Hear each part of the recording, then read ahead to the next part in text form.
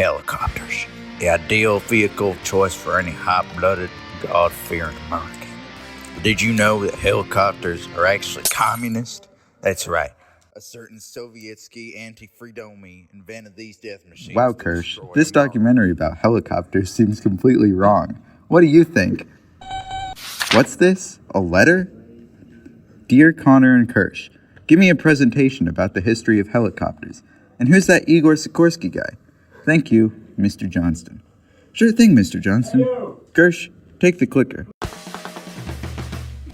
Helicopter-like vehicles have been important in the history of aviation since even before America was discovered. We all remember Da Vinci's famous helicopter mock-up, right? Well, he didn't have any engines to make it with because they weren't invented yet, which proves my theory that he was a time traveler that got stranded in the 15th century.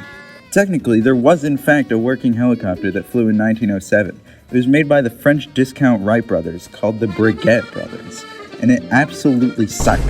All it did was hover idly 2 feet in the air for a minute, so counting it would be just as lame as Kirsch's.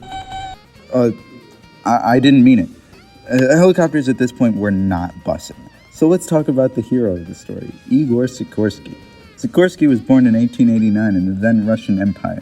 He was homeschooled by his mom, but unlike every other homeschooler, he wasn't a complete degenerate. She gave him a love of art at an early age, and particularly taught him about the life and art of Da Vinci. This is probably where his interest in flying machines came from, and by 12 years old he was already making dinky rubber band helicopters. Oh, and he's not a commie. Go figure. Yeah, so a promising kid with an interest in flying. What? I'm recording! Yeah, so a promising kid with an interest in flying. What does he do next? Well, obviously he starts studying to become a naval officer in Russia. Soon after this, he was like, wait, this is dumb, and resigns, only then to hear about the Wright Flyer and Zeppelin's blimps.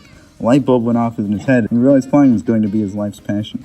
He was only 16, so maybe you should stop playing children's pachinko games in your mom's basement and get on with your life. Anyway, at 17, he started designing his first real helicopter, which rotated 2 blades in opposite directions to generate lift. Although the initial design couldn't even lift its own weight, further iterations could, but they couldn't get off the ground with anyone in it. So for now, he put the helicopter on the back burner and started a factory of mass-produced bomber planes for the First World War. Just in case you wondered whether or not this guy cared about shooting people. Anyway, he designed some pretty impressive planes, and his business with the Russian army was thriving during the war, until 1917 rolled around and Russia started doing Russian things. He was forced to flee to France after the Bolsheviks threatened to shoot him for being, quote, the Tsar's friend and a very popular person. Oh, Kirsch, you sweet summer child. You're not popular, and the Bolsheviks are dead. You haven't a thing to worry about. After the war ended, Sikorsky moved to America and started the Sikorsky Manufacturing Company, which finally gave him the tools he needed to let his aircraft ideas shine. Oh, and it's still in operation today. Pretty neat. With all the time he needed on his hands, Sikorsky went back to honing his craft. His vertical craft. Oh, brother, this guy stinks! He filed several patents relating to direct-lift aircraft, and finally in 1939 he assembled his masterpiece, the Vought Sikorsky VS-300. This guy was not only able to fly without issue, but its rotor configuration of a single main and single tail rotor is still used in most helicopters today. After this, Sikorsky's helicopters really took off. He later developed the Sikorsky R-4, the first helicopter to be mass-produced.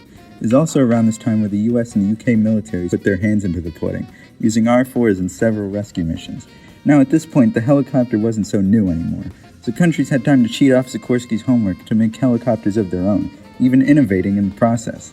So now militaries around the world have flying machines outfitted with tearing you to shreds. Sleep well tonight. No, Sikorsky's legacy? I'd say for a dead guy, he's got it pretty good.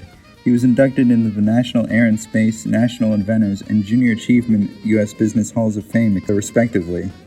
Oh crap, I forgot to write.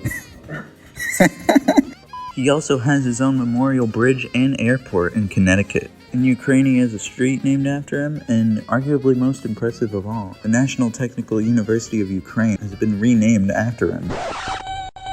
What do you mean, Kirsch? It's nothing. It's nothing. What do you mean you're gonna throw me into the rotor blades? No. Kirsch! No!